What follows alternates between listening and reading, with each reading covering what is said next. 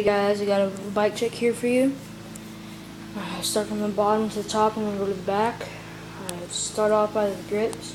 Got red animals, Haro doled out bar ends, custom salt bars and a Rockstar sticker. Rockstar sucks at drinking. I'm not gonna drink it. Stock Haro brake lever. Profile.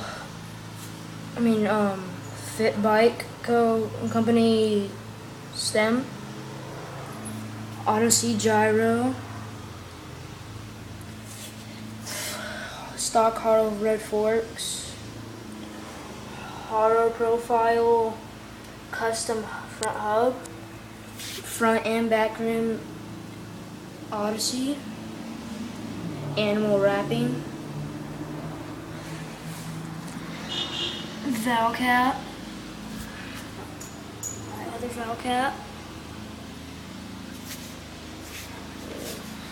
profile cranks, Haro pedals, let's see, 25 tooth sprocket,